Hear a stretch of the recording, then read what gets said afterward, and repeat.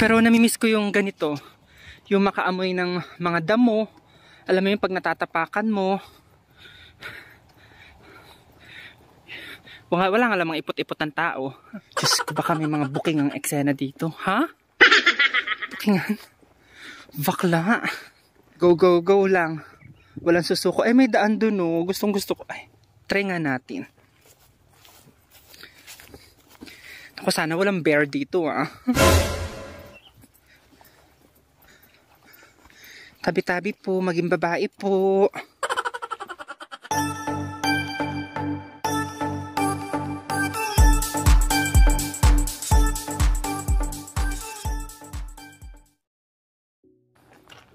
Ito yung yung ganda ng bahay. Ito yung nakakatakot kapag yung nakakatakot dito sa Canada, yung maglalakad ka sa mga malapit sa ganito kasi hindi mo alam. Baka may mga bear na naninirahan tapos bigla na lang alam mo yun, sakmalin ka. Buti sana kung makikipag-selfie yung bear. May remembrance bago ka sakmalin. Alam mo yun.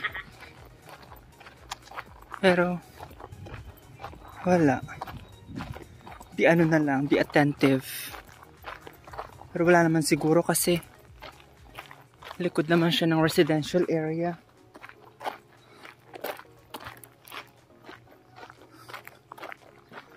Pero may siya, may stream ng parang river, parang maliit na ilog.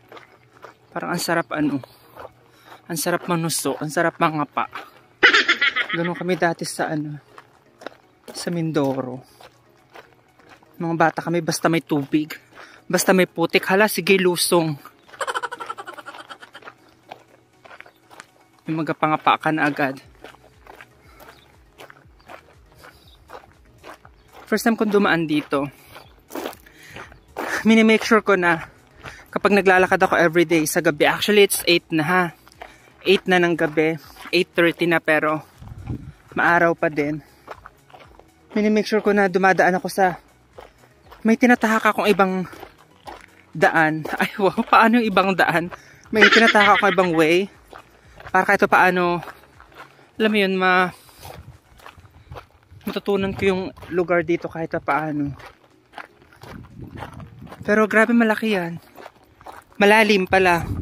Nasa mataas na area ako. So pababa siya. Pababa yan. Tapos may body of water. Ayan. Dito sa Fort McMurray, ganito.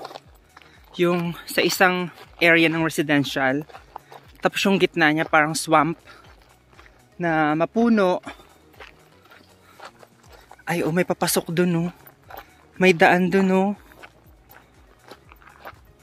Kaso naman baka naman mapahamak ako dyan. Kasi ang lalim oh. Ayan oh, super lalim.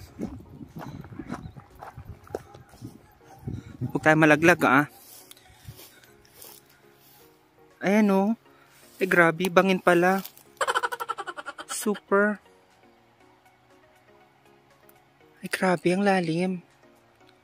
Di ko alam kung nakikita nyo, pero pawisan ako. Kahapon malamig. Ngayon mainit, 26 degree. Nag-i-start na yung summer. Sabi nila late na nga daw eh. Supposed to be dapat mainit na dito. Grabe ah. No wonder kung bakit may mga bakod sila dyan. Hindi dahil sa private properties, pero siguro dahil na rin sa sa bear prevention. Tapos kapag naglalakad din ba kayo, parang wini-wish nyo sana, di ba nung bata pa tayo, pag naglalakad tayo, parang sana may makita tayong coins, di ba? Piso, ganyan. Tapos kapag yung medyo may edad ka na, tapos pag naglalakad-lakad ka, parang wini-wish mo na sana may makita kang ginto, alam mo yun, malaking pera. Kasi syempre malaki na yung pangailangan mo. Grabe ang lalim nung super bangin ha. Ang lalim nun doon. Ako super adventurous ako, pero syempre maging matalino naman tayo, di ba? Di pa natin alam yung lugar. Lalo't may mga bear. Isa sa mga mapanganib nila ditong hayop is yung oso. Syempre wag tayong padalos-dalos. Kung sa Pilipinas, ligaw na aso lang yung ating aanuhin, kayang-kaya, manageable eh. Pero yung bear, tapos yung mga fox, 'di ba? Masyadong bago pa sa atin. Ayun. Oh my God, hindi ko na alam kung nasaan ako. May pinuntahan ako kahapon na magandang area. At nasa isip ko lang na parang baka dito rin yun. Na magtutugma ito doon. So, by the way, may isang buwan na ako dito sa Canada. Ganun pa din. Kailangan talaga maglakad-lakad eh. Para hindi ka ma-stress. Lalo kung nasa basement ka nakastay. Ganun talaga. Kung meron. Kung wala, at least, alam mo yun, ni-enjoy mo yung stay mo sa Canada. Kasi, bukod sa wala pa ring visa sa Iraq pabalik, wala pa ring mahanap na trabaho dito. So, ganun lang naman yun. Also, dito yung mga babaeng naka-get up.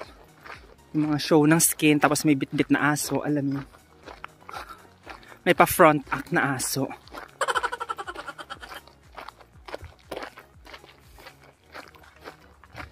So, since may nakita na tayong tao, less na yung kaba ng pagsugod ng mga oso. Kung may mga suso lang dito, manusok talaga ako. Ito, i-follow ko lang yung trail na to. Mas makarating na tayo doon sa pwedeng pagtampayan. Pero yun nga, gaganda diba? Gaganda ng mga tao, gaganda ng bahay, ganda ng weather. Totoong maganda sa Canada. Pero wala naman perfect, diba?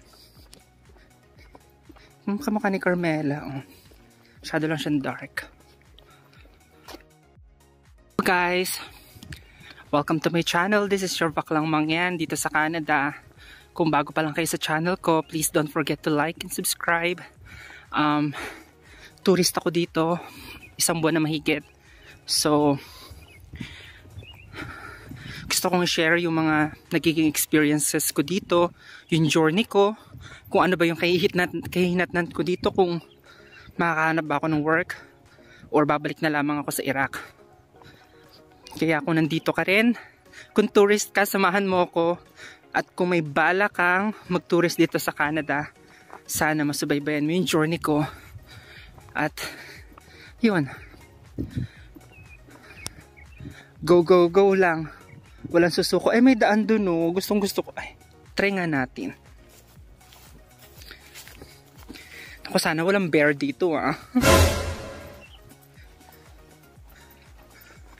Tabi-tabi po, maging babae po. Ayo. Ay, nakakamokot, nakakatakot. Baka may bear. Ayokong tumuloy. Natakot ako. Tanong natin yung ali kasi kasunod ko siya. May bit-bit na aso.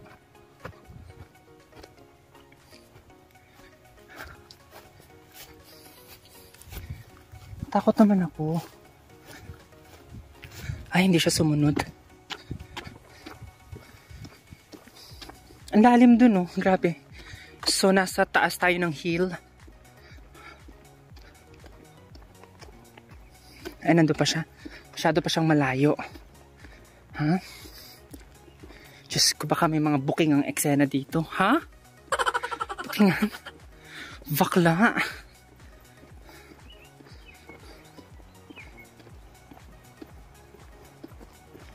Aha. So, nasa taas nga tayo ng hill. Ano?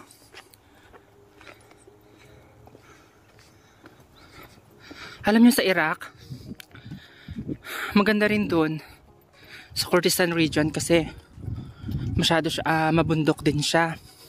Pinagkaiba lang is doon yung mga bundok matataas, tsaka tinitirahan talaga. Dito kasi kung saan lang talaga yung pinakang residential area, sama-sama. Dito sa awang ko, dito lang sa Fort Mac, wala ako nakitang yung parang nakahiwalay na bahay mag-isa or dalawa, yung ganun. Sama-sama sila. Para siguro isang ano lang, isang census. Ha? Census? Sakit. Basa na yung kilikili ko. Pero namimiss ko yung ganito, yung makaamoy ng mga damo. Alam mo yung pag natatapakan mo, wala nga lamang ipot-ipot ng tao. Kuno kasi sa amin sa probinsya, kapag ganyan mga madamo, expect mo na may jipot-jipot. Pero dito, mga pupo ng aso, ganyan. Pero siguro malapit na ako. Ito pala yung Canada, yung ganun. Kasi syempre, probinsyano talaga ako. So, yun nga, mangyan na mangyan, alam yun. Kapag nakakita tayo ng hindi natin kadalasan nakikita, parang ay wow, yung ganun. Yung term namin is parang mangyan. Ha? Namangyan ka naman. Yung ganun. Ganito rin sa Europe nung pumunta ako nung last March. Maganda din. Maganda kasi bago sa paningin ko. Lahat naman ng bansa maganda. At walang bansang perfect. Ay, ayan. Andun ako kahapon. Doon ako tumambay. Tapos dadalhin ko kayo din sa isang magandang spot. Sa G-spot, ha? May G-spot, bakla. Ayan. Di ba kapag yung naglalakad-lakad ka tapos parang mapapatingin ka na lang sa mga bahay-bahay na sana one day magkaroon ka din, libre namang mangarap, tapos sana madala mo yung family mo dito, yung ganun. Lalo pag nakakita ka ng mga Filipino family, tapos may magandang bahay dito sa Canada. Hindi madali ang buhay dito, pero maganda ang buhay dito. Yun, balance, alam mo yun.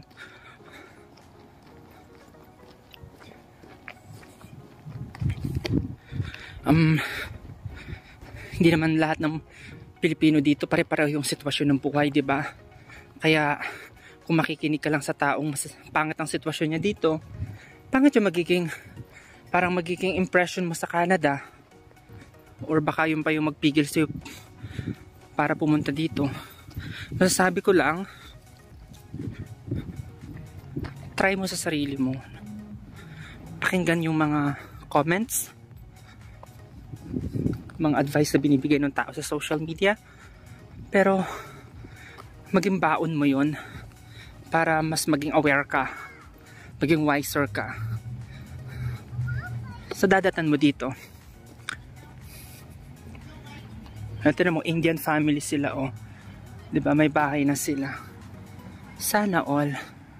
Doon tayo pupunta sa dulo. Dito ako galing kahapon. Tapos dito may dalawang magsyota ata sila, mga bata pa, mga homeless, para siguro mga drug, mga nalulung sa bisyo. Sabi niya, hey, are you single? Huh? Agad, ayan o. Diba may pa-fountain doon? Oh.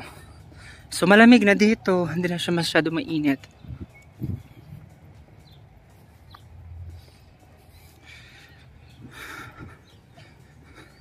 So tambay tayo dito. Ay, doon tayo sa may doon tayo sa may dyan kasi ako tumambay kahapon. So ganito, oh, pang Christmas tree. Yung mga pine trees. So, ito rin ata sila kahapon. Keeping the public safe.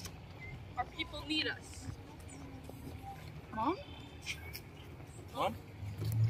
Mom, is that you? Parang may mga sapi itong mga batang to ah. Ayan o. Ay, may mga sapi nga yung mga bata. Katakot kasi. Yung droga kasi allowed na eh. Ayan, dito tayo po. Ganda diba? Alex Cumberland. Always in our hearts. Dito tayo magpapahinga. Init. Nawala ko yung, may fan ako. Nawala ako sa Istanbul Airport, kainis. Ayan. Dito ako tatambay. Dito ako magmumuni-muni. So, yeah. Sana po nagustuhan nyo yung video na ito. Comment down below kung nasaan ka sa Canada. Kung anong status mo. Kung ano na eksena mo. At sa mga nagbabalak dyan mag-Canada, comment down below. And please don't forget to subscribe. And, yeah. Ring the bell so you'll be notified pag nag-upload pa ako ng mga videos. Sama ko kayo sa journey ko. Bye!